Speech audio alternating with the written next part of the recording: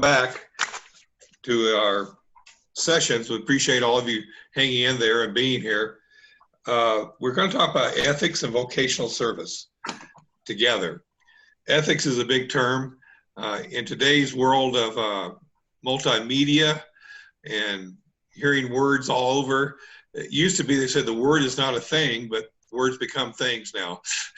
And so ethics is a crucial part of Rotary International.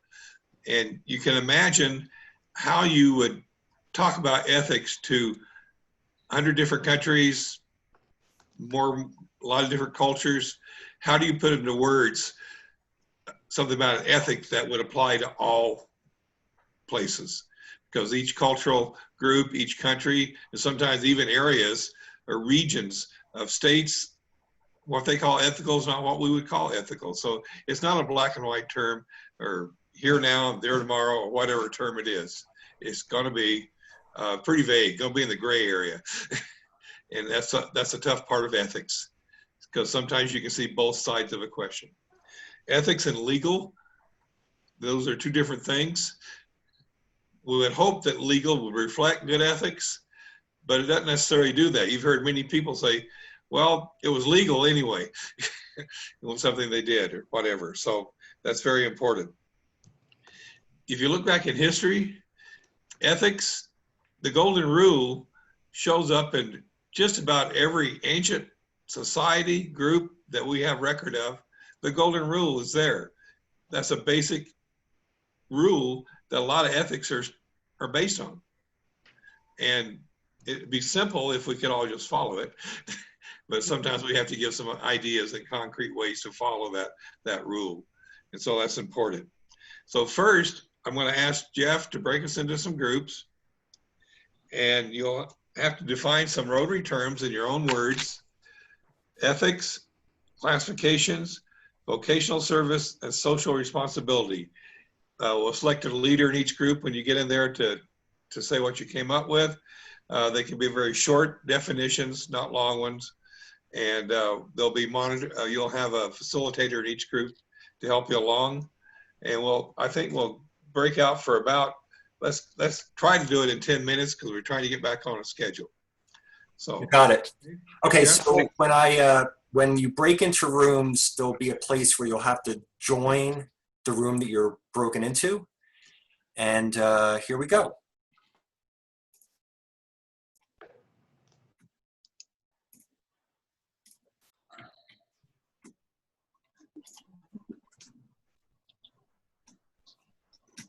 Okay, so this is breakout room number 3, and I will serve as your facilitator.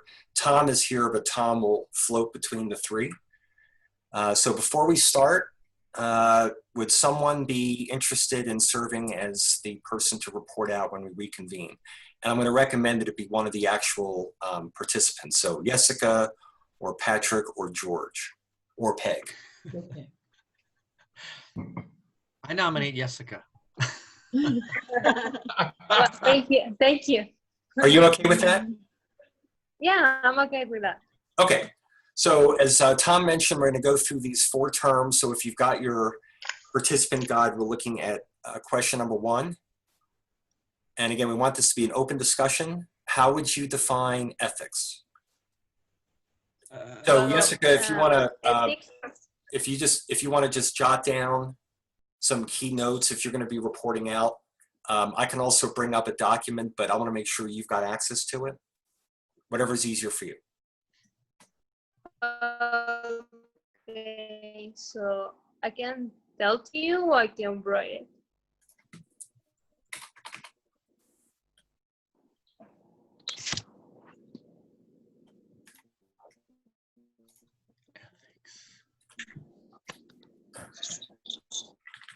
Uh-oh. Okay. So define ethics, someone please.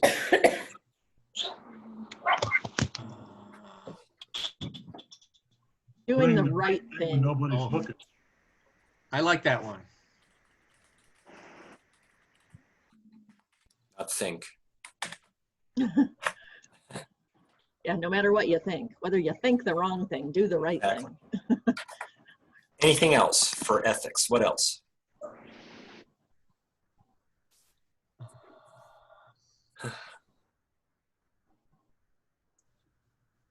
I added on that doing the right thing when nobody's looking.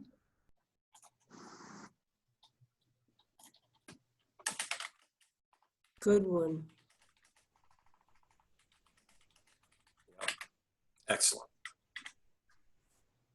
Anything else for ethics? Nice, short and sweet, to the point. We okay with that? Yeah. So, yeah, if anyone else has anything, if not, we'll move on to vocational service. But before we do, we just want to make sure that if someone else has an idea that we capture it. I would add something like character or having morals. Yep. Excellent. Okay. So Jessica, when you present, I'll have this screen up so you can see it.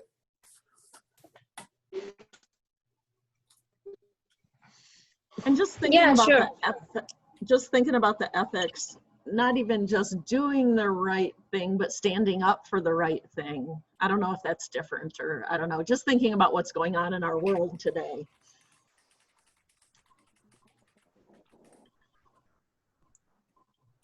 Let's say this, including when nobody's looking. Okay, anything else? Okay, Nailed it. vocation, oh, sorry. I just said nailed it. Okay, cool, like that. Okay, vocational service.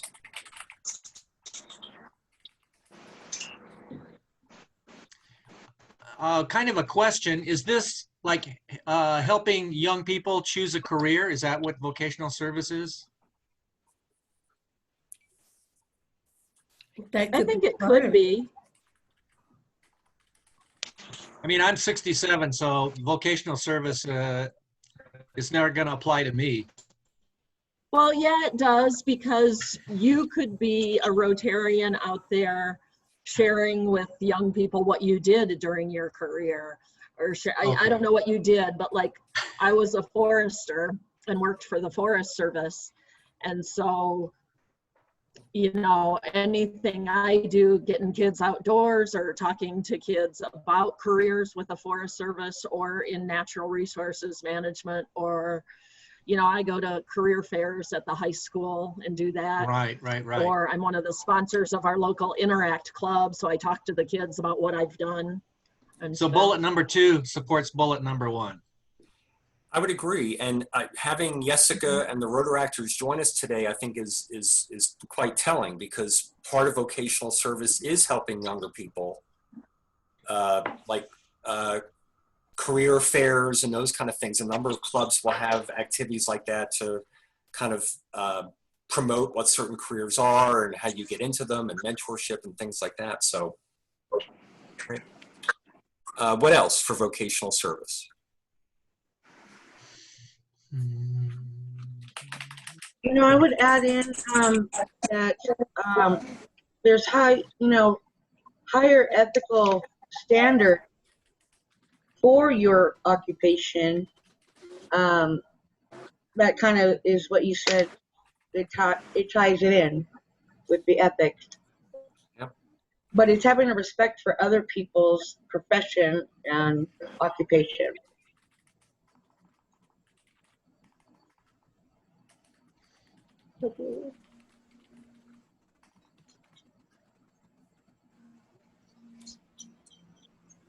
What else?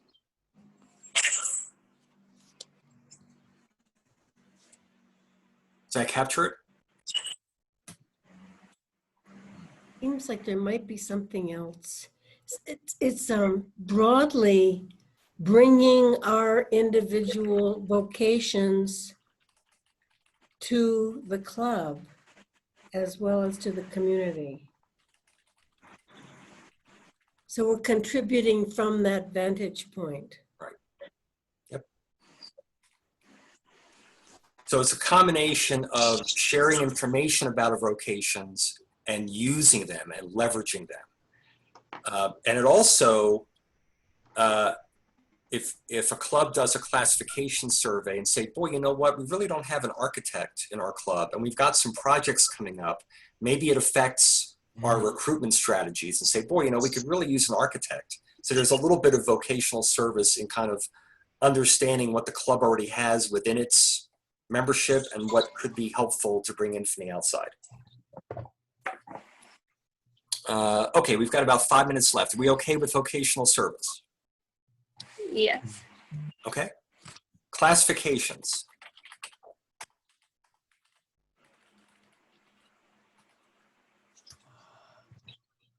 It's how we tell what vocations we have, right? Yeah. What we did in our work life, career, or whatever. Can someone mute? Oh, so I'm hearing some background.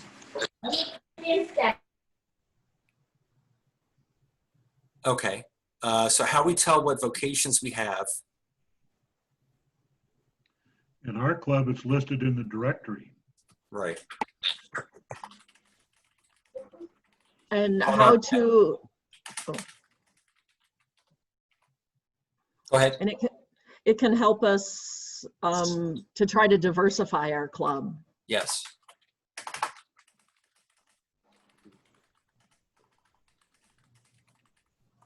Yep. Anything else? And there's one item I just want to add, but I want to wait until we get all the input. Anything else?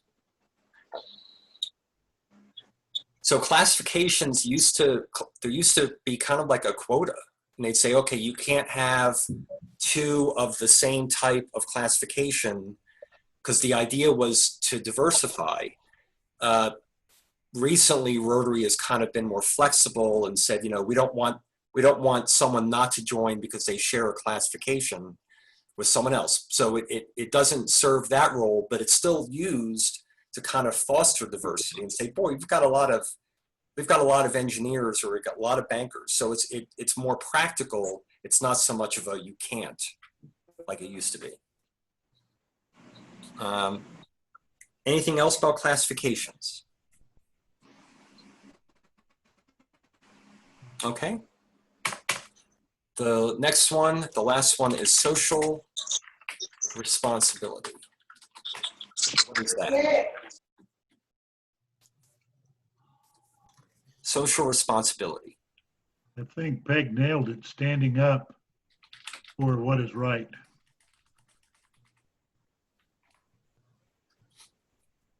And I think also doing local projects to support, you know, your community.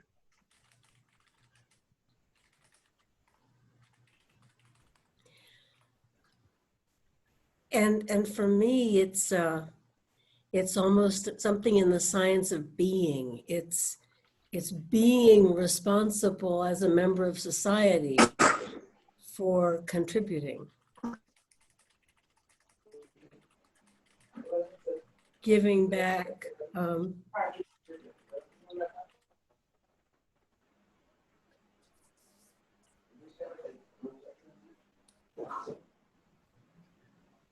Does that capture it? Sunny was saying giving back and helping those less fortunate than we are, maybe. Yeah, nice, Peg.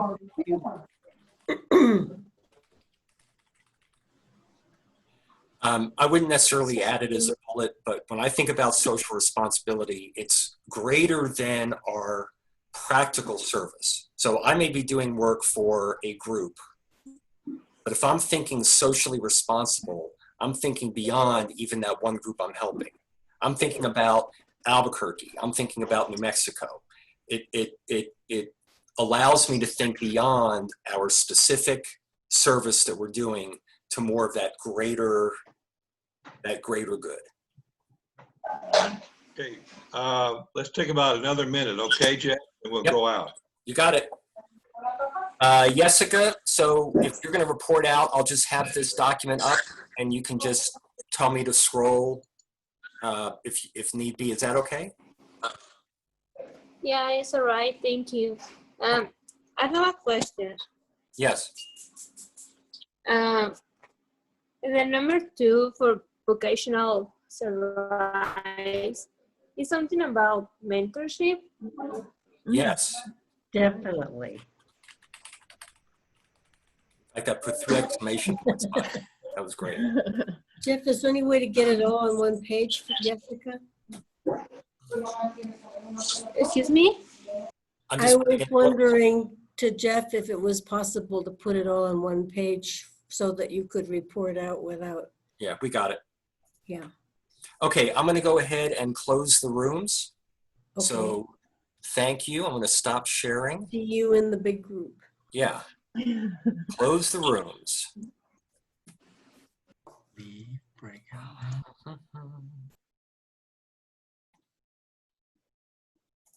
Wow, we're so good. Bonus points. Bonus points.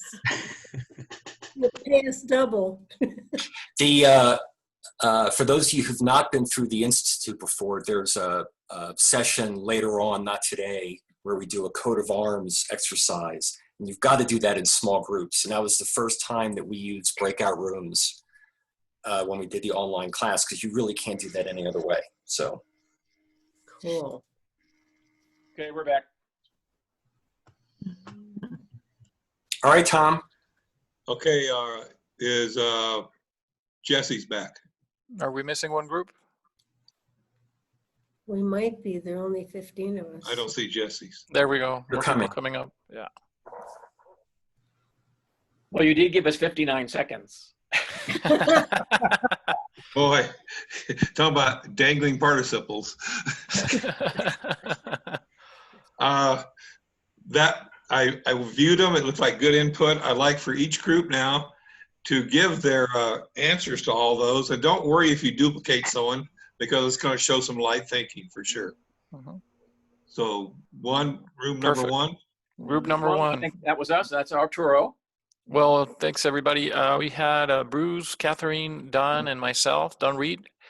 And for ethics, we came up with do the right thing even when no one is looking. That was something that Catherine highlighted. And then for classifications, is categorize membership by vocation. This is something that used to be done in the past, and you can only have 1 member per vocation. So that was something that was used in the past. Vocational services is using your vocation to help others, and that was Bruce came up with that one. And then social responsibility is trying to add to the public good and be a good human beings.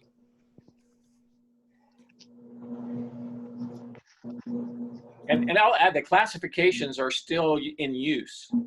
They aren't being used the way they used to be to limit the number of vocations. But now Rotary is encouraging clubs to look at your vocations and see how well does your club cover the vocations that of the different types of jobs that are available or that are in your community. Yeah, and I think that's a good point. The emphasis is shifted away from protecting individuals to making the club stronger. Right. Great. Okay, next group. Is that us? 2. What I said is we talked about the different topics. We've got a different person talk about each one. So Louisa could comment on ethics. Okay, so while we were talking about ethics, we came with the definition of what is right in a moral and legal sense. And we also thought about the 4-way test. That's what we start with it, and Rotary follows that rule. And I think it's a very good summary of what ethics should be in Rotary. Good. And then for comments on vocational service, Eric had some thoughts. So vocational service is a good way to use the strengths of the different vocations in your club to build it up and to make it stronger, and using all of the talents that your club brings to help with service projects and et cetera. And Derek, continue by commenting on how that relates to classifications. So we talked about classifications and making sure that you have a wide range of vocations in your club so that you're reaching every part of the community, and using membership drives to target areas where maybe your club is lacking. Good, thank you, Eric. And then for social responsibility, Karen had some thoughts from her club. Okay, we talk about social responsibility, like to improve your surrender, your community, to be involved in the state of the region of the activity on our community. We contribute to projects like we have Soles de Anapra in Juarez, and we try to be involved with them and bring food and help the mothers over there. Okay, thank you all. Tom? Okay, group 3. Okay, Jessica, I'm going to go ahead and share my screen. And we had our beloved Rotaractor kind of be our report. So please go ahead. Okay, so I will start with ethics. Basically, ethics will be doing the right thing. And I had an emphasis over here, like when nobody's looking. I think, and this part is about integrity, and will be character of having morals. And vocational advice will be helping young people find a career, sharing what we want to do in our careers, about mentorship, higher ethical standard for occupations, and respects for other professions, and bringing out individuals' vocations to our clubs and community. So basically, vocational advice is about helping another people to understand what all people do and what they are proud of. And the classifications will be how we tell the vocations we have, what we do or what we did, and the work of life. This include directories or bench, and Hello Diversity or club. So basically, classification is about diversity environment, and every single person will respect each other. Social responsibility is standing up for what is right, and doing local projects and support the community.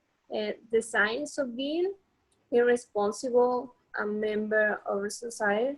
And basically, for my understanding, social responsibility is for looking at welfare on the community and try to help people that really need it. Thanks. Very good. Okay. Just one comment. When you get your surveys, we do want to hear how the breakout rooms went, since we don't do that often. Like, for example, making sure that Doreen and Doreen on the phone were not in separate rooms, because that could create schizophrenia. So we do need your feedback on how the breakout rooms went. Thank you, Tom. Okay. Tom, may I also add, if you guys want to email your responses to me, then I'll put everything together in a document and send it out to everyone at the end of this session. Okay, thank you. Thank you. One common thing, a word I heard, do the right thing. It's very simple. I went to a Rotary instruction at Zone one time on ethics, and basically said, do the right thing and then figure out what the right thing is to do, and then make it legal.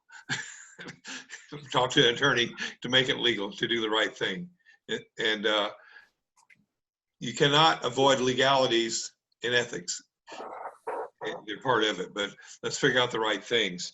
Classification, I can give you an example. When my wife first wanted to join Rotary, she was an insurance agent, and Rotary had a rule not only on number of classifications, but you had to be a administrative position of authority, basically.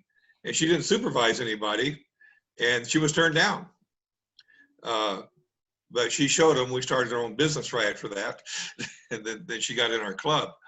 But so classifications, actually were used to limit things at first, but now they're much more wide open. The next area is, you'll see object of Rotary, 5 avenues of service, the 4-way test, and the Rotary Code of Conduct. You have a handout here. It shows the guiding principles of Rotary. As I said, with ethics, we had to figure out some way to codify them or give people guidance on learning how to follow good ethics even. So the object of Rotary, the 5 avenues of service, the 4-way test, the Rotary Code of Conduct are all very good documents that Rotary has developed over the years, over a century. So I want you to take those and give me some feedback. And we're going to do this as a group. We could have done it as a group breakout, but we'll try it as a group. How do the object of Rotary, what are some key values in the object of Rotary? And you have your handout, I believe, in front of you. So just, and I guess you can raise your hand. I think I just want you to speak up if you can and say who you are and how, what are some words from the object of Rotary that stand out from you, for you? I think what we just discussed, the high ethical behavior in all situations. Uh-huh. The very succinct statement. Anybody else? There are 4 objects. So what is the first, how would you what would you talk about the first one, somebody? Development of acquaintance as an opportunity for service.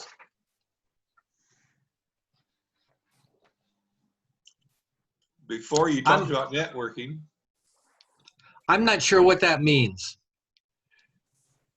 Okay. To me broadening your acquaintances and people you know to better serve, because it says you want to foster ideas of service. It's bringing together people who want to serve, to leverage their impact, to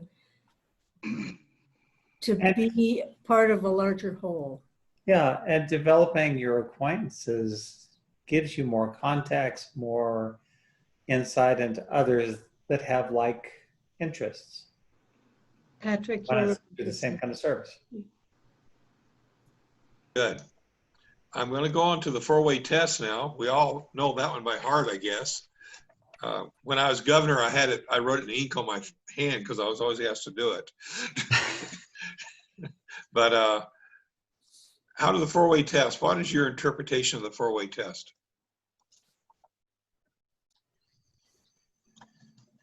The values in it. It's a guide for living every day. Uh-huh. It's our core. True.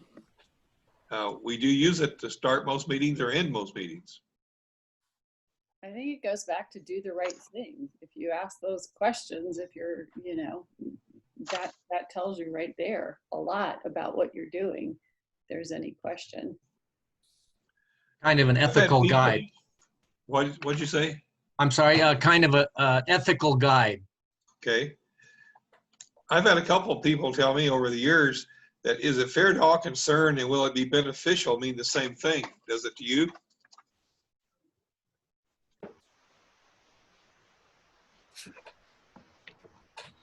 I think those are different.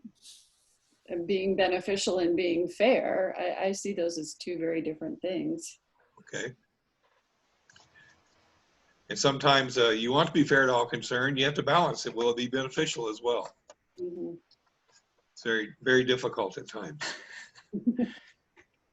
to balance those things. Okay, the avenues of service.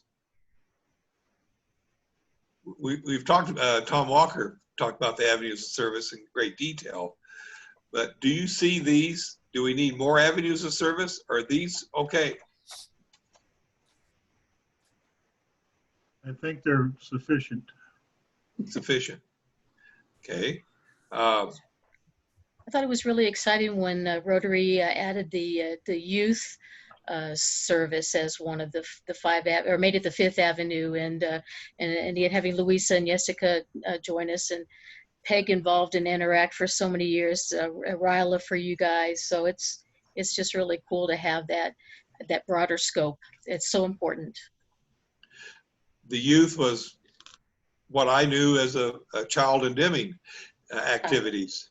So it is very important, and I think a lot of clubs, our clubs in our district for sure, emphasize it. About every club does. Yes. On that note, years ago, Rotary International was recommending that the avenues of service be used to kind of form your board, which was good because it kind of reinforced and emphasized the importance. And then a few years ago, they changed it to having a membership committee and public image and so on.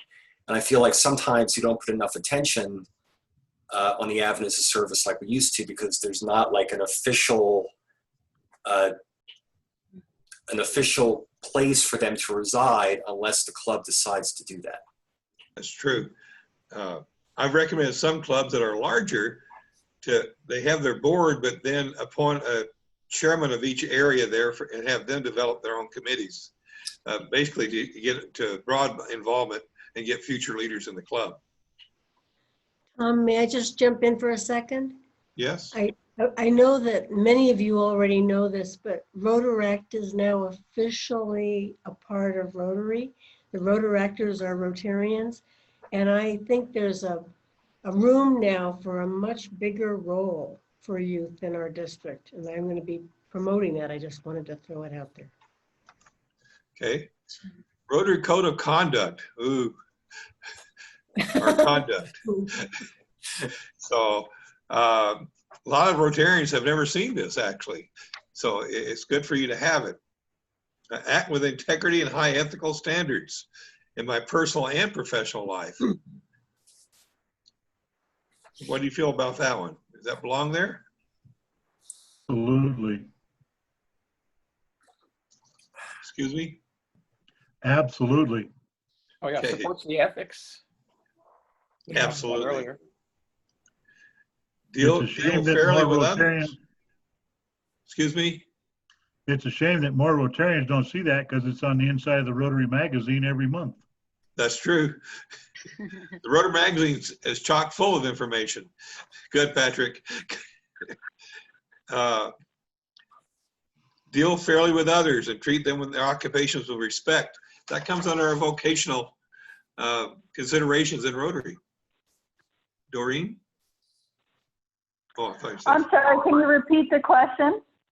Okay.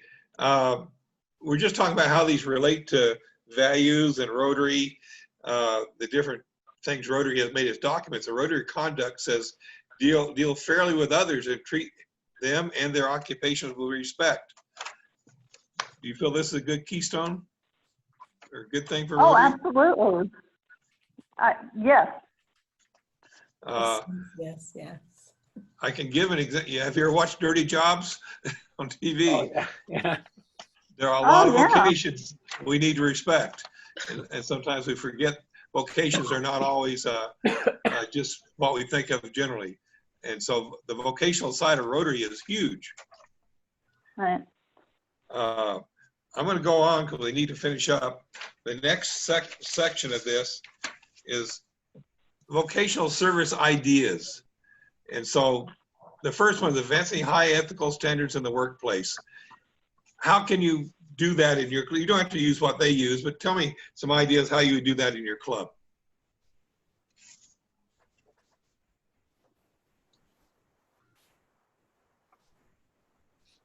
Well, hearing from members from time to time about what they do is illuminating, and it makes us realize how much they can bring to the club. True. So club speeches, you know, member a day or something like that. True. You want to include this is how are you going to reinforce those ethical standards with your members for them to carry to their job?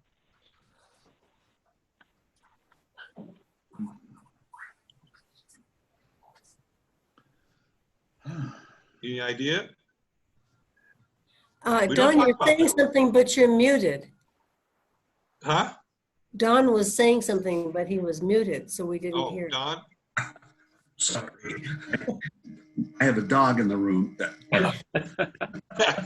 So, no, my comment was getting involved with other members of the club, finding out what they do and how it's important to them in the club, because you bring out sometimes aspects that people don't realize they're inadvertently not doing the right thing. Okay, I'm on. Talking about praise and encourage exemplary behavior and like the Sonny Brown Award for business and stuff like that. Correct. Okay, I'm We going to also skip do the it classification. sorry. We've talked about it. On internal communication, you know, I always encourage people to speak with respect. You know, there's different ways of communication. Right now we have chats and different things, but just to make sure that we keep respect among us so we can share that to the community as well. Okay, I'm going to wrap up with promote Rotary's commitment to high ethical standards. How can we do that? In the community, in your club, in your life.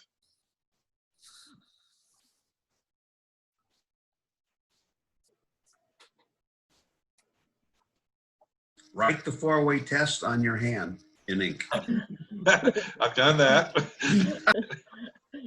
Get it tattooed. Yeah. Okay.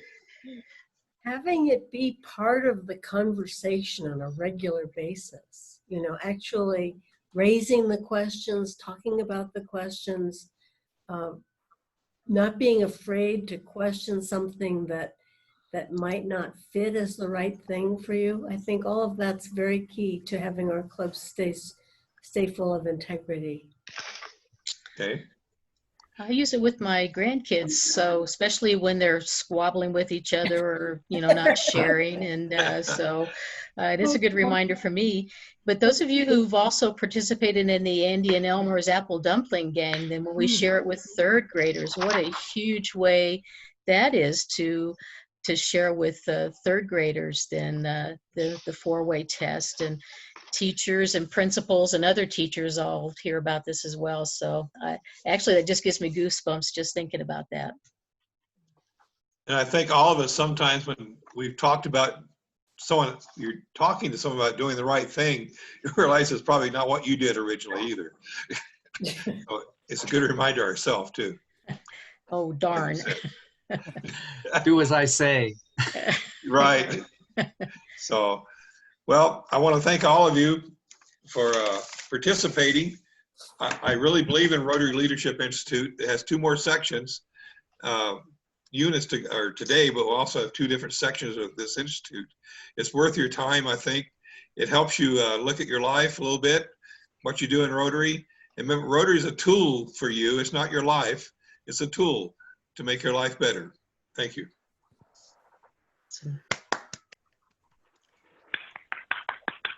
Thank you, Tom. Yeah. Great. Thanks so well. That was a high five there from Pat. Thanks so much then, Governor Tom. Appreciate that. Okay. Oh, is that what that is? Yeah. Yeah. Cub Scouts, I gave him a big hand. All right. Wow. All right. So For a round Governor of applause. Doreen. Okay, well, good morning, everyone. I'm so pleased to be here, and I get to talk about my favorite topic, which is the Rotary Foundation.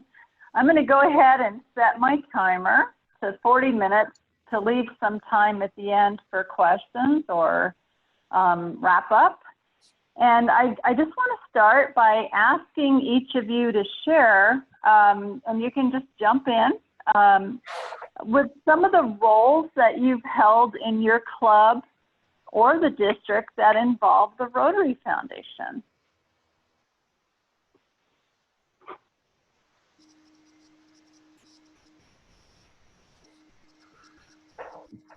Really? Really? Come on. I went to Guatemala. I'll say that. I went on a trip to Guatemala. It was fabulous. And what was the purpose of the trip, Sonny? We were part of a coalition team that was charged with checking on ongoing projects to make sure they were on track and people were properly trained, and celebrating the completion of other water projects and hearing petitions from communities that wanted us to get involved in helping them get water. Oh, it's so exciting. Very, very Okay. exciting. Thank you for sharing that. We have Norm, so we're covered. You are lucky to have Norm, yes. Doreen, I'll share something with the group. Okay. For 4 years, I was an assistant governor. I forgot to mention that. And the two areas that I was most interested in when I worked with my clubs, well, two of my clubs were, self-starters. And that was the Downtown Club of Albuquerque and Del Norte, the Del Norte Club. And both very well run. But then I had Grants, Milan. And my experience with them was they did great when it came to service in the community. Absolutely wonderful. Everybody knew the club for their backpack program. But the one area that they did not excel in, I felt, was the foundation. Very little contact with the Rotary Foundation. They didn't participate in any of the grant programs because they weren't eligible. And I took that on. I was a AG for them for 4 years. And through that 4-year time, I finally was able to get them.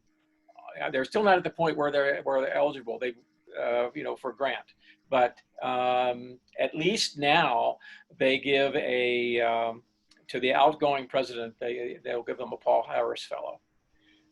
Unfortunately, the money goes into, instead of going to the general fund where it can work, where they can get some credit for that, it goes into Polio Plus, which is great too. But I took that on as kind of like it's going to be my goal to get them more involved in the Rotary Foundation. Okay, well, that's great. Thanks for taking that leadership role. Does anyone else want to share a foundation-related experience or role? I've submitted 3 grant requests in a row. Does that count? Yes. Oh, yeah. Absolutely. Oh, yeah. Big deal. And are these for local community projects? Yes, in the Los Lunas area where our club is. Okay, do you want to just share what one of those community service projects was supporting? Sure. One of our ongoing projects is in December. The local school district selects needy families, and then we meet with the families at Walmart on a specific night, and our club members go through the store and they do a purchase for children's clothing for $100 for each family. And we were doing this for 40 students. We were doing we were doing like 60 students, and we submitted a grant so we could expand the program to 80 students. Wow. So the Rotary Foundation can help you leverage what you're able to do in the community. Is that fair to say? Yes. Yeah. Okay. All right. We have also All right, presented grants for Corazón de Niños, which is a children's heart surgery. And also we just presented for Casa Soles and APRA, which we have received support from some of the clubs that are present here with us today, and also for brachial plexus, which is surgeries that we perform in Juarez for people that have, lost the movement of their arms when they were born. Okay. And your club does so many different things with the Rotary Foundation, Arturo. You do a great job there. Thank you, Doreen. Yeah. Anyone else want to share before we move on? Okay. All right. The next question I'm going to ask you. Catherine was raising her hand. Oh, sorry. I need to pay I attention to that. I had myself muted too. So, okay, go ahead. Thank you, Catherine. I think, and I'm just getting into all of this, but we got a grant for local food pantries here. So we just got some really quick emergency relief here that is desperately needed. So thank you. And Catherine, where are you located? I'm with the Rotary Club of Albuquerque. Okay, and is that on the Navajo reservation? Is that what you're talking about? No, we Oh. to local food pantries here, the underserved ones, the really small ones that suddenly were in desperate need, but they don't have the big, backing behind them. So. Oh, okay, right. All right. And your club is also involved in distributing supplies and foods to the Navajo Nation, is that correct? Right. We're doing that, I think, every week now. And I'm not quite sure which money has gone where, but they're two separate efforts that we're working on. Okay, great. And I will pay attention to the raised hands now. I wasn't on the right screen, so sorry about that. Okay. All right, anyone else? Okay, well, I'm so pleased to hear about the breadth of projects that all of your clubs are doing, and you're really utilizing the Rotary Foundation in such an effective way. What is the Rotary Foundation and what does it do? And you can also share, how does it help you do good in the world?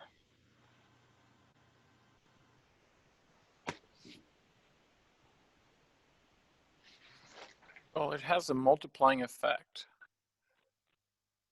Can you elaborate on that a little bit for some others who may not be familiar with the funding formula? Yes, and so basically, And it is changed this year, just FYI. The what? It did change a little bit this year. Yes, but basically, if we get some clubs, international clubs, to participate, the foundation matches, or I'm not really keen on the amounts, but it multiplies the resources that the clubs provide to have a greater impact. Exactly. Okay. Does everyone understand that the Rotary Foundation is a separate entity from Rotary International?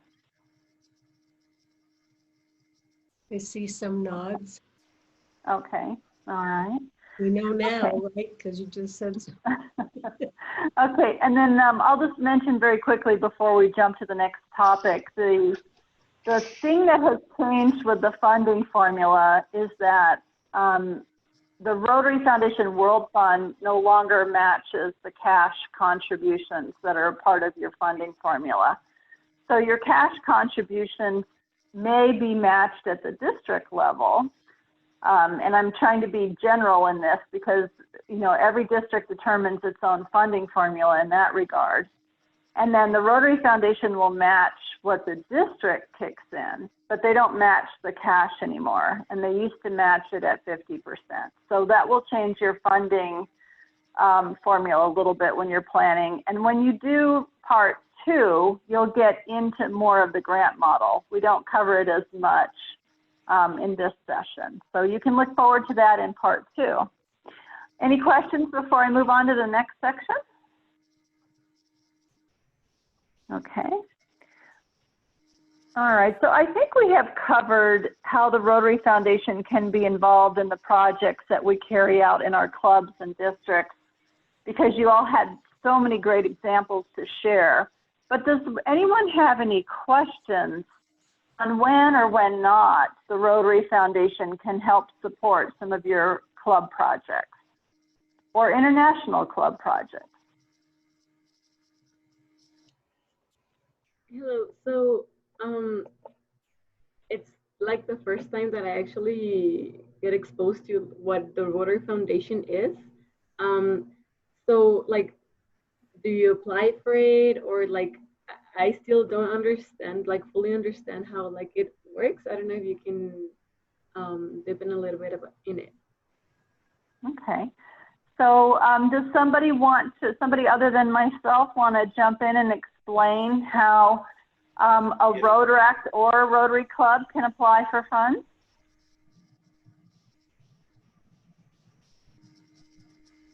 Is Governor Tom on the session right now? Governor Tom? I don't see him. Okay. All right. So Governor Sunny, do you want to share that information? I'll take a stab at it, Doreen, and you jump in if I go wrong. Okay. So when we're talking about international projects, we have two different clubs involved. We have a host club where the project's taking place and an international partner. So you can't have a global grant unless you have people, Rotarians in 2 countries who are participating. And global grants are huge. They're minimum of $30,000 projects, which is usually a combination of district contributions from both the host and the international partner clubs, and also from the clubs themselves. They're obviously really impactful. And with any project you take on, you want to make sure you can show that it's going to have an impact and that it's going to be sustainable. For local projects, we use what are called district designated funds, DDF funds, and those are what come back to us as from our previous contributions. I'll let Doreen talk about the division of that, but the district gets money back from everything we give to the annual fund. So that's really important, because when our clubs give money to the annual fund, then what we get back is our DDF, which we can apply to our community projects. Am I making sense so far? Huh? Great. Thank you, Governor Sun. Yes, thank you so much. Question Does that help, here. Louisa? Do you have other questions? For now, I'm good. Thank you so much for the clarification. Oh yeah, thank you. So just so you know, on the local level where most of us are participating, there's a timeline, and each club is asked to submit proposals for local projects, usually in May and the first part of June. And then those projects are evaluated and approved and we get the money. So we're just completing the grant cycle for this year, but we have projects to work on, and then next year there'll be another cycle to participate in. Hi, question on relief money for COVID. Is there any opportunity to obtain any more relief money at this point, or is that door disaster closed? response fund is actually separate, and they accept, Doreen, I think I'm right in this, applications are accepted at all times, and how much is available depends on how much is getting contributed to that fund. So I know we used up the first round, but people are still contributing and grants are still being approved. Is that your understanding also? I'd like to jump in on a related topic. It came up at our board meeting the other day that, okay, we've got a district grant for an activity for the schools, but because of schools maybe not coming back face to face, will we be able to complete our project? What's the opportunity for maybe redirecting or changing our plans for those funds? Well, I believe that Governor Tom or somebody else in the district recently sent an email, it might have been Peter Falley, that stated that you can change your grant. You also could check with him to see what, depending on where you are in your grant cycle for the district grant, you may be able to resume that project if and when schools start meeting in person again. So I would direct you to Peter Falley or Governor Tom Walker for that. Okay, thank you. No problem. So Eric from Clovis, we just did that. We changed our grant. We were going to support our soapbox derby that we normally do, but it's been canceled. So we actually we changed our grant to purchase an additional 3D printer. And once all this settles down, we have a project where we're printing personal protective equipment. And once we're done, then we're going to donate those printers to the local library to create a makerspace. And it was pretty easy to swap over our grant. Great. Good. Jesse, thank you for asking that question. And Anne, thank you for asking about the relief funds too. I do want to mention, since we have a Rotaractor on the call, that in one of the sessions I attended, Sunny, do you want to say something? We have 2 Rotaractors. Oh, 2 Rotaractors. Very Yes. cool. Louisa, okay. Yes. All right. So my understanding from being in one of the breakout sessions for the virtual Rotary International Convention is that in 3 years, Rotaract clubs will be able to apply for foundation grants. So that's something to follow. And I might be mistaken on the timeline. It could actually be sooner. I think it's more immediate than that, Doreen. We should look into that. Okay. Just be in touch with me. We'll figure it out. Okay, so anyway, that's good news on the horizon that Rotaractors will be able to apply for foundation grants. So that's just very exciting. Okay, I want to shift for a few minutes to the areas of focus, and then we're going to go online to Rotary.org and find all of our great resources for foundation giving and foundation recognition. Who can list an area of focus? And you can raise your hand or you can speak. Either way works.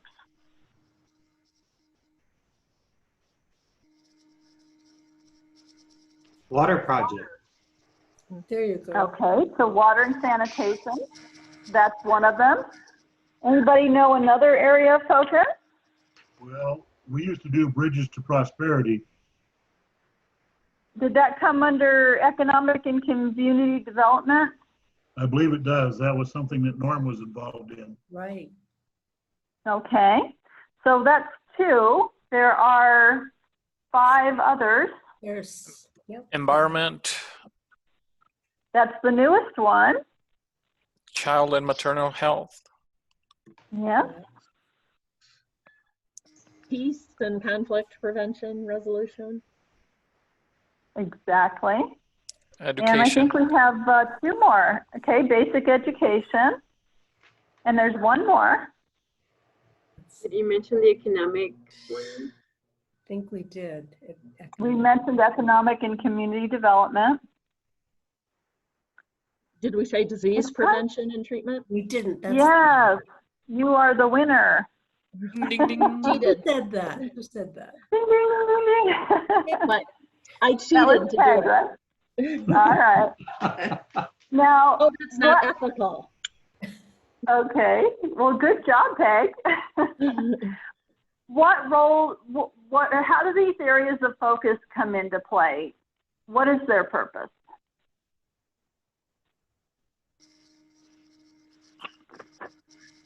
To focus us on the types of project and to hopefully be able to make a difference in people's lives.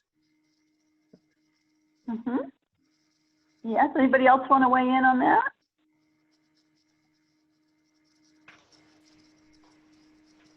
Well, they're unifying principles, right? They keep us from being scattered. They make sure that we're leveraging ourselves in areas that make the biggest difference. Yeah, and Sunny, I think that you alluded to that when you were talking about having impact and you were alluding to sustainability. Yeah. And it's a way of prioritizing what Rotary does.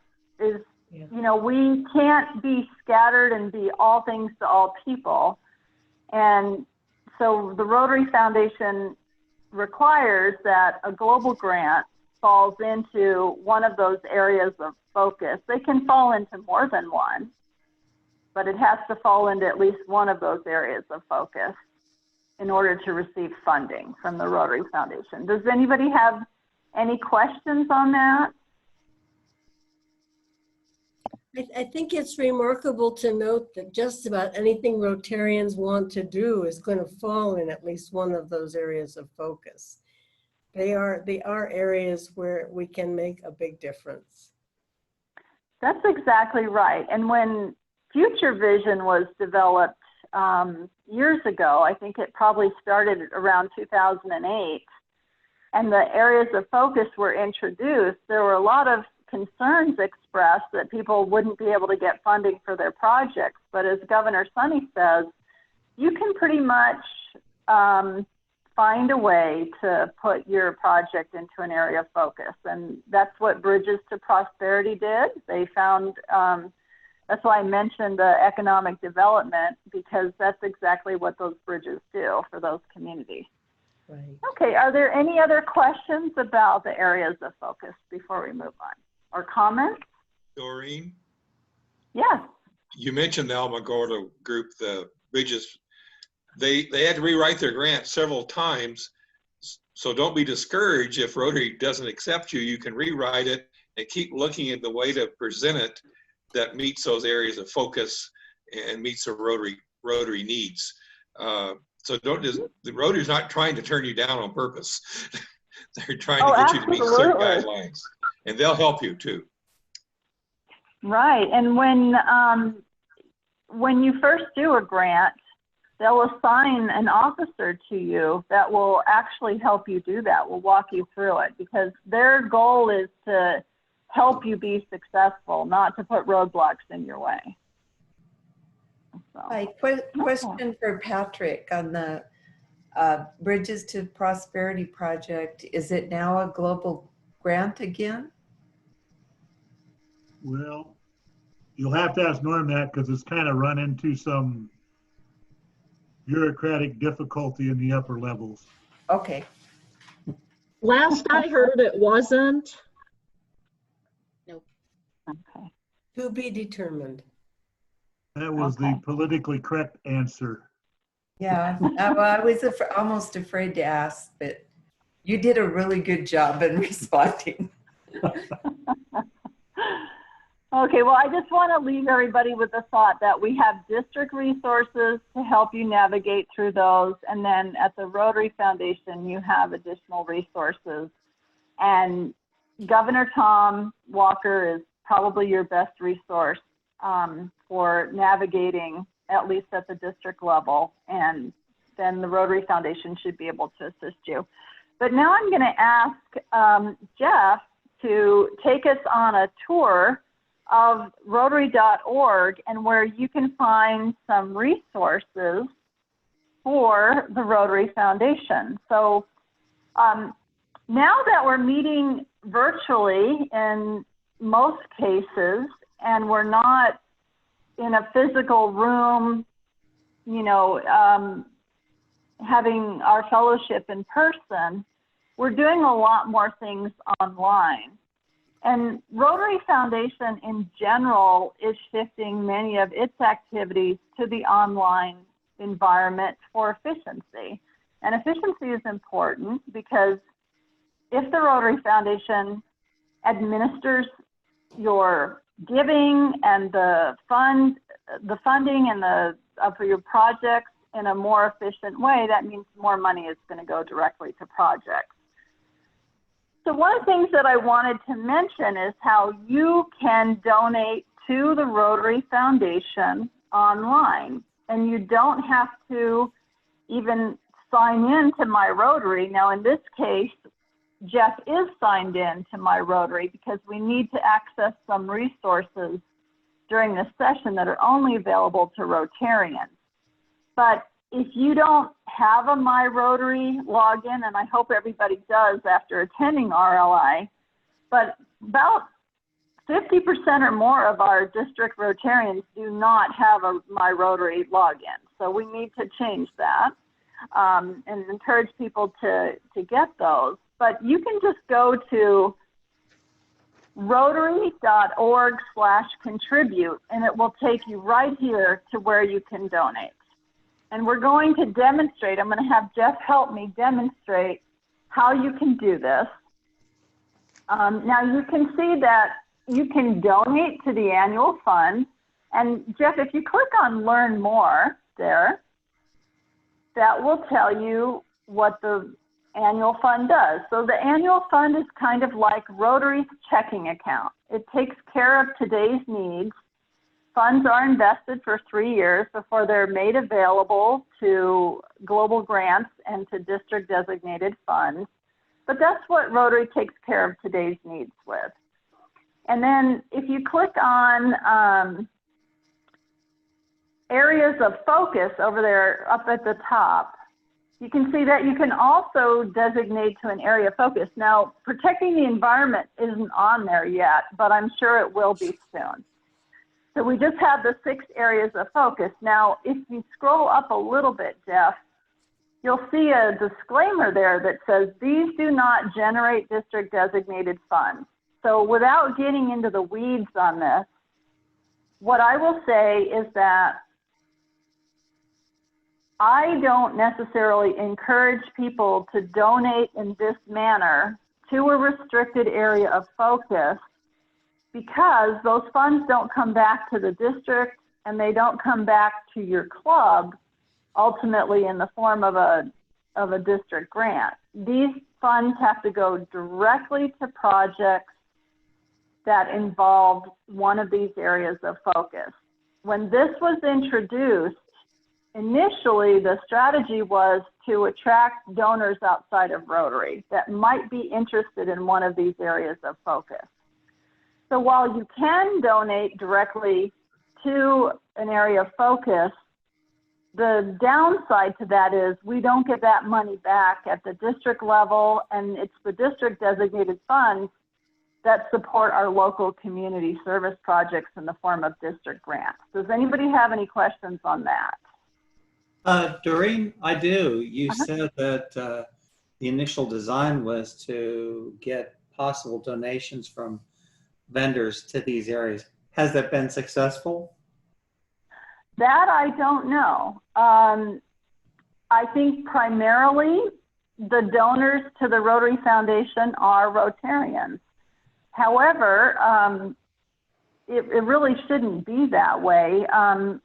I don't know if they have made progress toward that goal or that strategy. Okay. When you look at the Rotary Foundation, it's ranked #1 or #2 among tens of thousands of foundations and nonprofit organizations by Charity Navigator. So whether you're a Rotarian or not, there's almost no other organization that you can donate to where your money is used as effectively.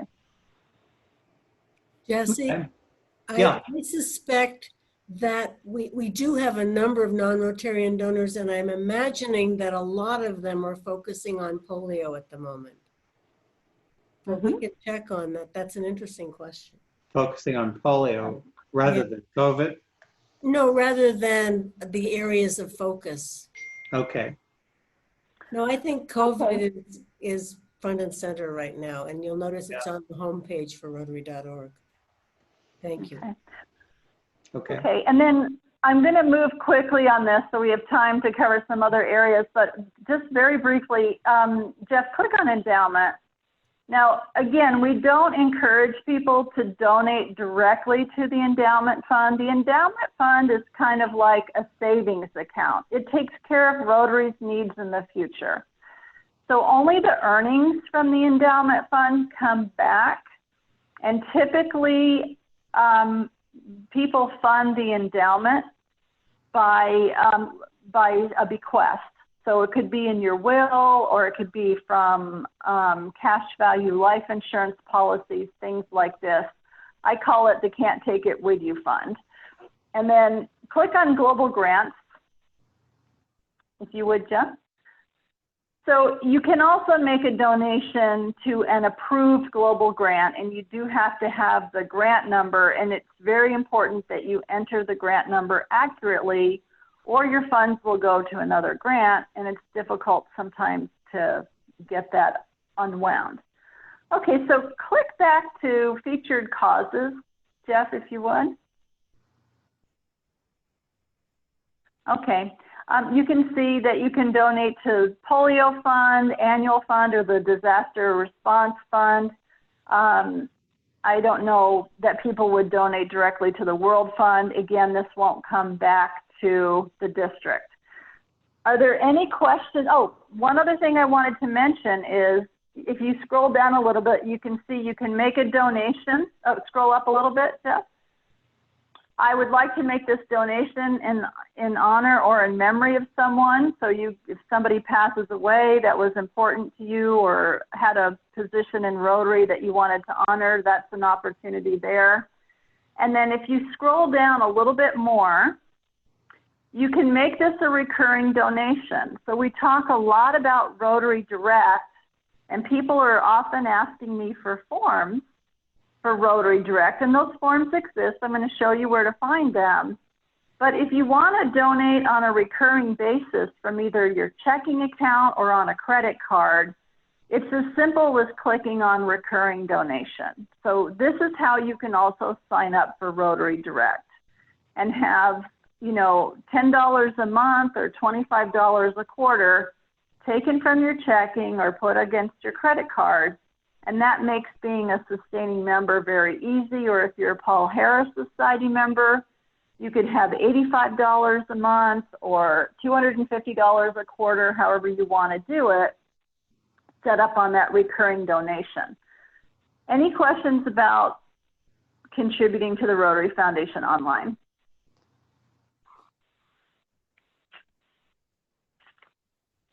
I think we got it. Okay, great. Okay, so let's talk a little bit about what some of the forms of recognition are. So Jeff, if you want to navigate back to the Rotary Foundation, and we're going to click on About, or as we say here, About.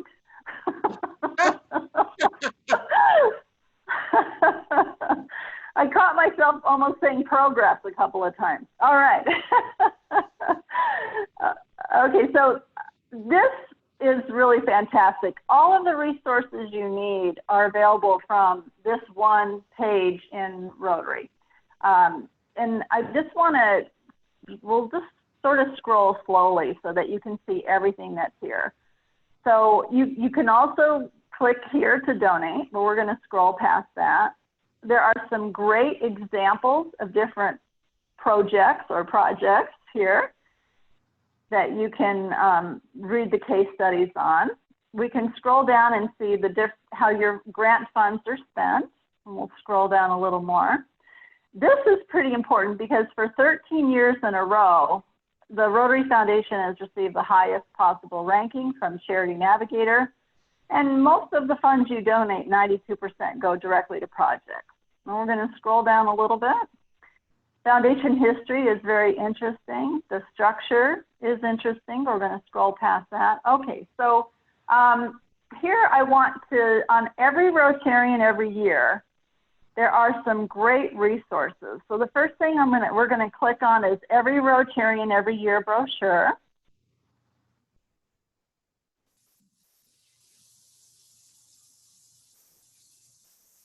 And I want to mention that the Rotary doesn't print these brochures anymore. Since April, they've discontinued the Rotary shop. But you can download this and print it off of your printer or send it to someone in the district to print it for you. This is ready for printing. It's in a format suitable for printing. And then this explains what is a sustaining member, what is a Paul Harris Fellow, but the simple concept of every Rotarian every year is that each Rotarian gives something to the annual fund of the Rotary Foundation. Doesn't matter if it's $25 or $1,000. We each give what we're able to, and we encourage all Rotarians to donate to the Rotary Foundation. So we're going to close out of this. And it provides a nice summary too. It's a great resource to give to your members. The Rotary Foundation Reference Guide, we can click on that. And this is a more lengthy brochure. It's not something you would necessarily print, but it's something you can save to your computer and share with your members. And if you can scroll to page 15, Jeff, I just want people to see where they can see the different recognition levels. And this is a great resource because it really goes into detail on what is a sustaining member, what is an Every Rotarian Every Year club, what do you do to be a Paul Harris Fellow, what do you do to be a Paul Harris Society Fellow. There's a lot of other great resources in this. It gives you a nice overview of the different grants that you can apply for and how Rotary funds the different grants. So keep this resource in mind and bookmark it, remember how you can find it. And then Jeff, if we can close out of that and go to the Rotary Foundation fact card. Now this is a little more concise. This is, again, something that you could print or send to your members electronically. And it's published every year with the amount of funds that are raised. And if you scroll down, you can see how the program expenditures were divided. And this is a great reference to distribute to your members or even to donors possibly outside of Rotary to give them a good snapshot of what the Rotary Foundation is and what it does. Okay, so I kind of raced through that a little bit, but do we have any questions on how to find or how to utilize any of those resources?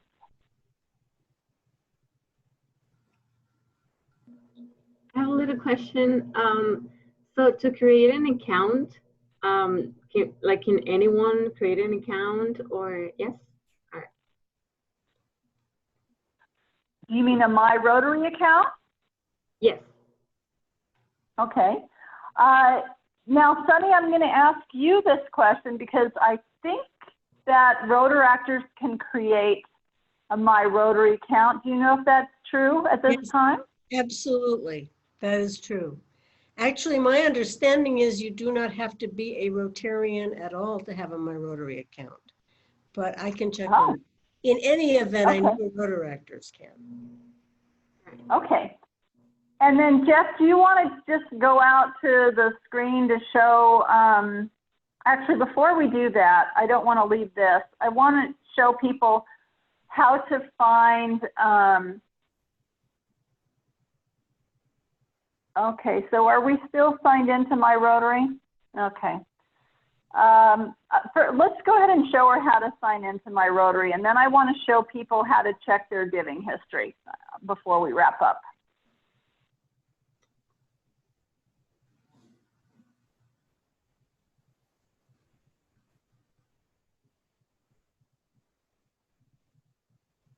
Okay, so Jeff, you would have to sign out to show somebody how to sign up for My Rotary.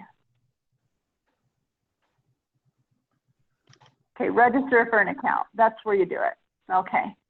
All right, and then Jeff, if you would indulge me, just sign back into My Rotary, and I want to show people. Now, Jeff is in his own profile, so we're not going to ask Jeff to show his giving history, but I just want to show you how to get there so you can check your contribution history.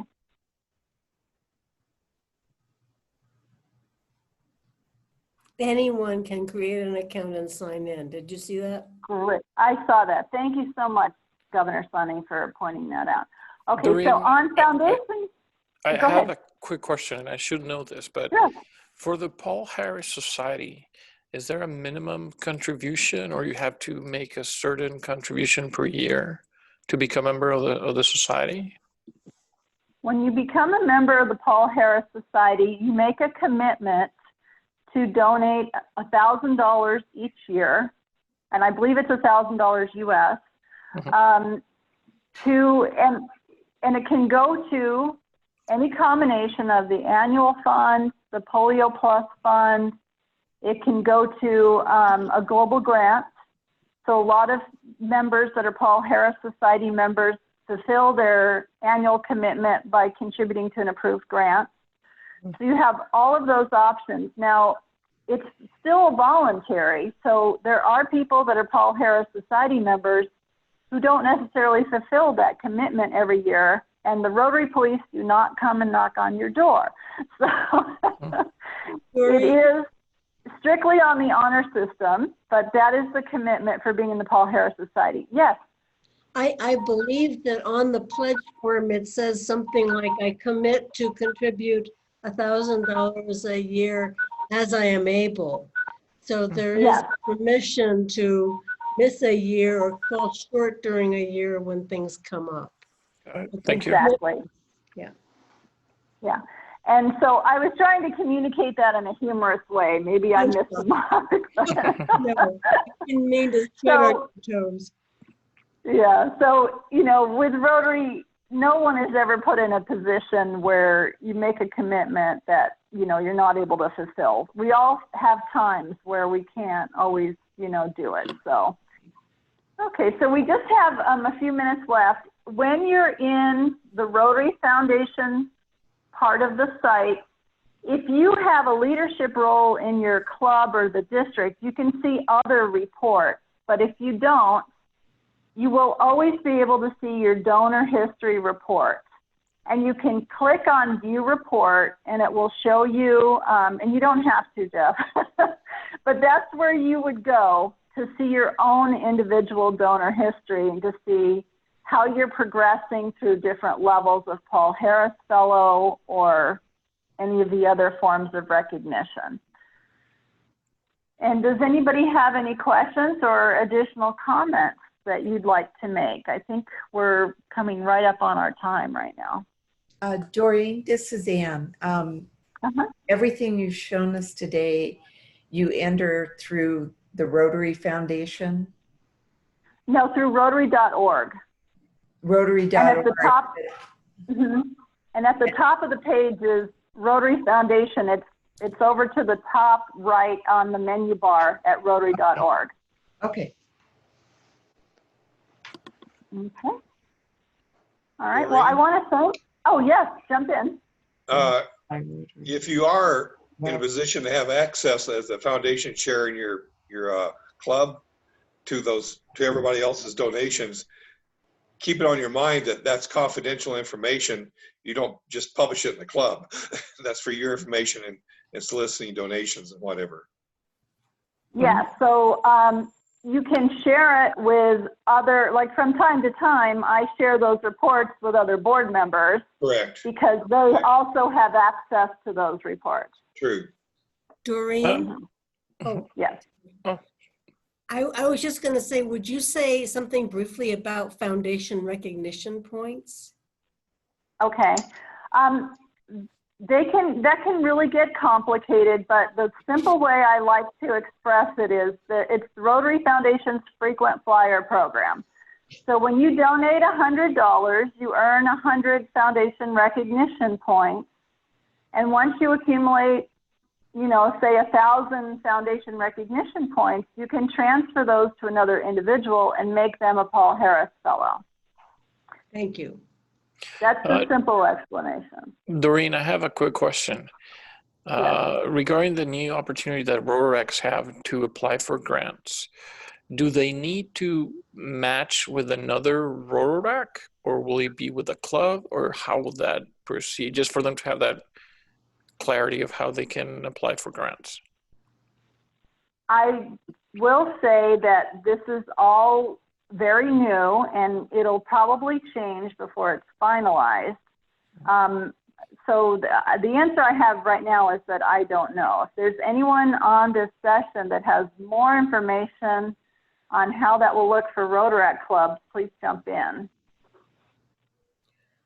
I know that there is a recorded session from the virtual convention in which this was briefly discussed, and we can find a link and get it to you, and I'm sure more information will be forthcoming.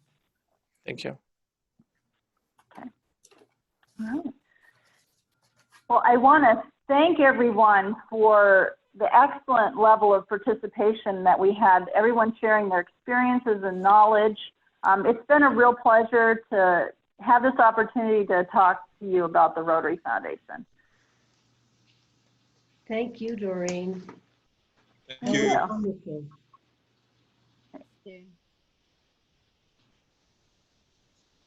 And I think I'm at the end of my time, am I not? Pinpoint. Let's see. Yes, I'm sorry. I've been talking I have away 1 minute left. Okay. All right, great. Well, good. I'm glad I didn't go over. Thank you again, everyone, and great to see you all. Thank you, Doreen. That was Thank wonderful. you, Doreen. Yeah. Thank you, Doreen. You gonna take it away, Kathy? Yeah, enjoy that beautiful day there. Yes, great information. And again, it's like trying to cram, I mean, you could be an expert on Rotary Foundation and spend days and hours telling people good information about this. So thank you for that great overview. As you continue with RLI sessions, part 2 and part 3, then we get even further in depth with the foundation. So great information. Let's take a break. So get up, stretch those legs, get some coffee, whatever you need to do. Walk your dog. And Kathy, I'm going to sign off now. I have a Rotary event that I need to prepare for here in British Columbia, but it's All been right. such a pleasure to join you today. Thank you Thanks so much. Maureen. Maureen. Bye, everyone. Good Thank to see guys. you. Bye. Bye. Bye. Kathy, I have to leave too, so thanks All everybody right. for participating. All right, Tom, tell Linda hi for us, okay? I will. Good job. Thank Thanks, you. Tom. Okay. Bye.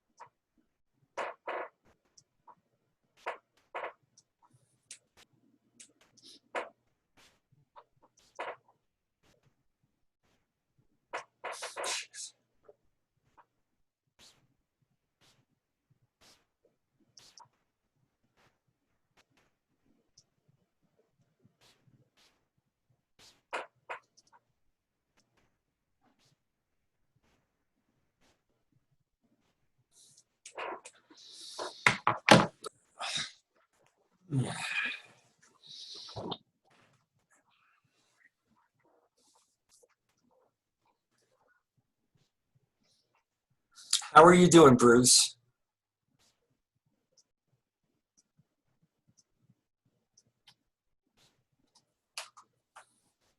Excellent.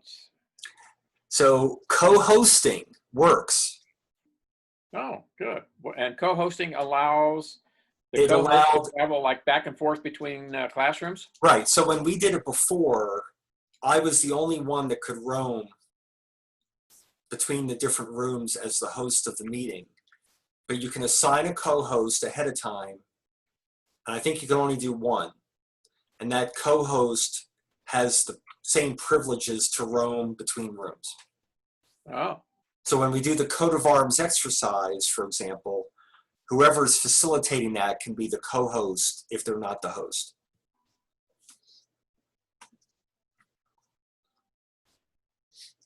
What I thought was interesting was that when we went into our breakout,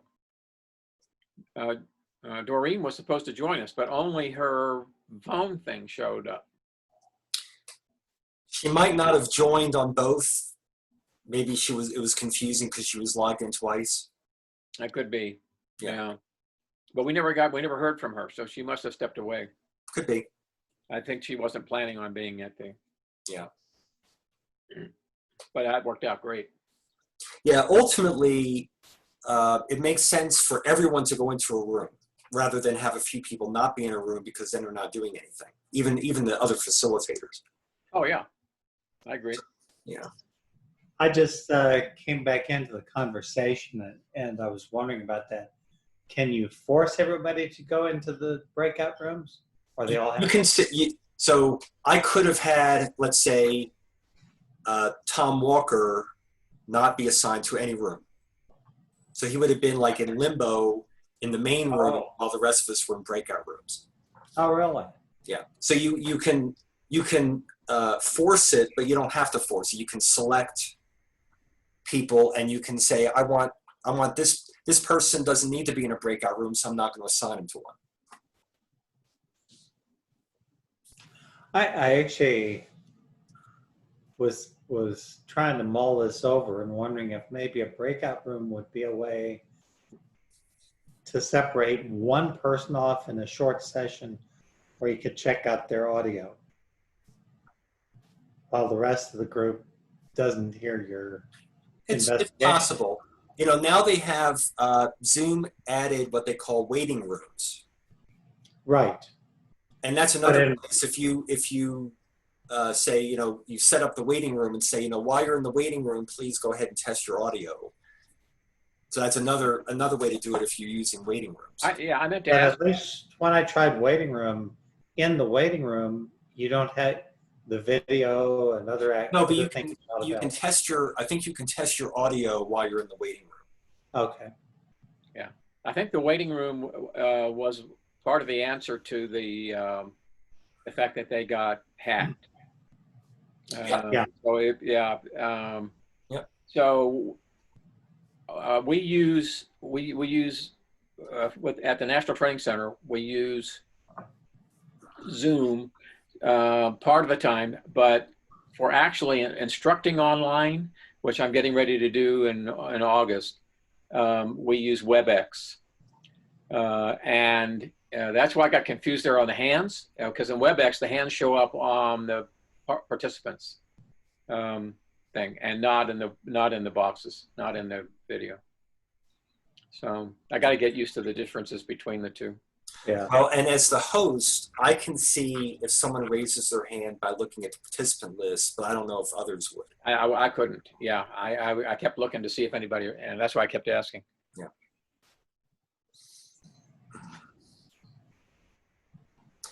Yeah, they.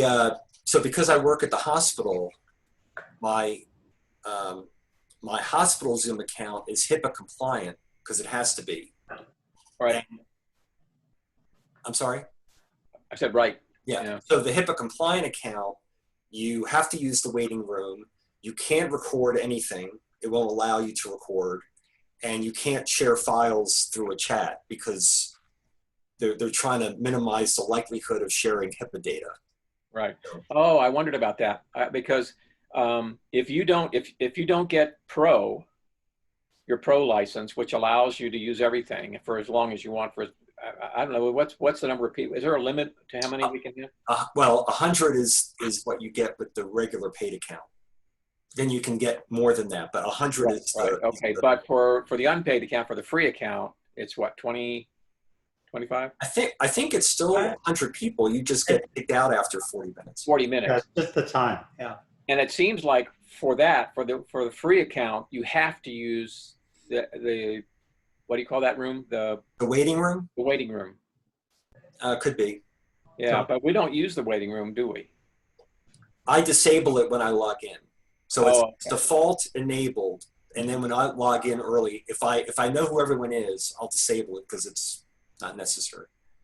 Okay. But even if you don't enable it to start, you can send somebody to the waiting room if you want to. Right. Yes, well, that's the thing. A lot of our doctors with their virtual visits, they'll use a waiting room. So if we're on this call for the next hour and someone shows up early, you don't want that someone showing up in the middle of someone else's virtual visit. So they go into the waiting room and you can check on them. You can send them a chat and say, hi, I noticed you're here for your appointment. It'll be about 20 minutes. So you can communicate with them, but they're not part of the meeting yet. Yeah, and I have that problem because we've got, I use one account for all our Rotary activities, and yet we've got one of our members who is partially disabled, seems to like to just log himself in at all sorts of odd times.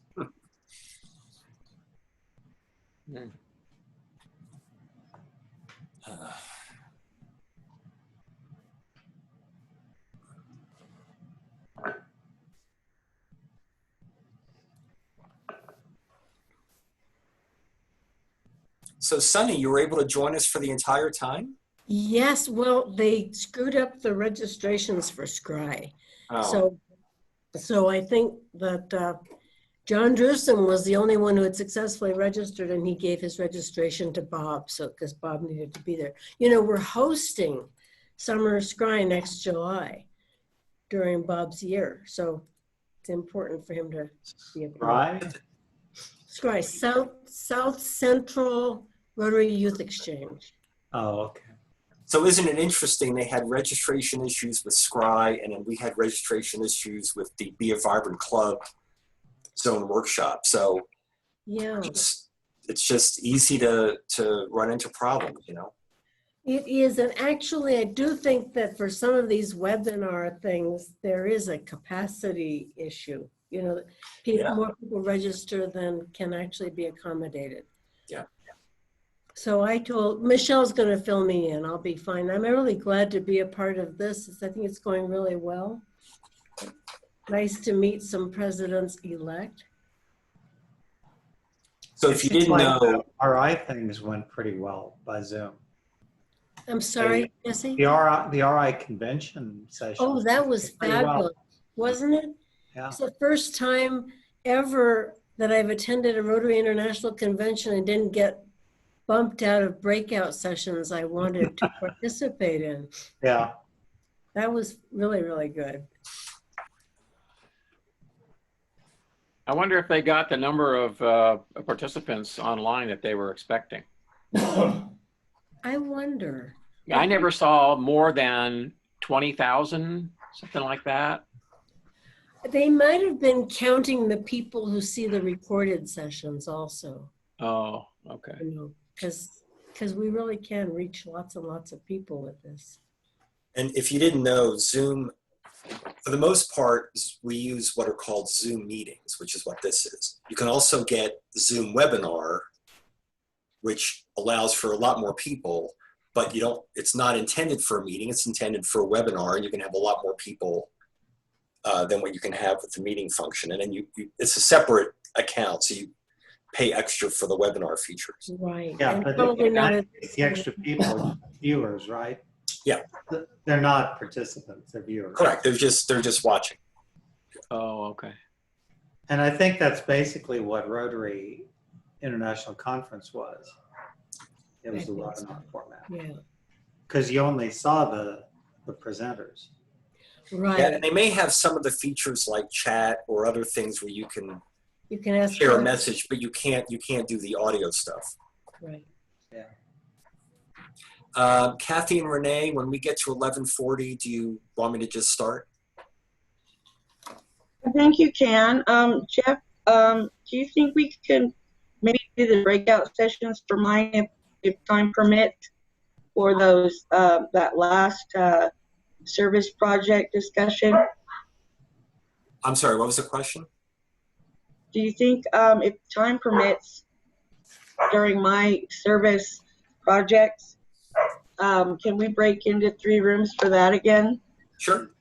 You just need to make sure that you've got 3 people facilitating each of the groups and what you want us to do and how much time.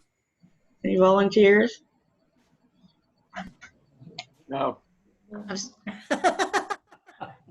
Thank you, Bruce. Anyone else? Sorry, I'm sending a text, but I will volunteer whatever you need to volunteer for. The one thing I can't do, Renee, is because I didn't know, you're not a co-host, so you can't roam. Okay. I have to set it up before the meeting. So Tom Lindsay is the co-host because I knew he was going to do this. So I can assign you to a room, but you can't roam, unfortunately. Okay. I think with you have pro version. I think with my pro version, when I'm the host, I can assign somebody in the meeting. Yeah, but I'm not going to assign you host during the meeting just because it gets complicated. So okay, the best I got it, and I won't need to roam. We'll just those of you who can help, if time permits, again,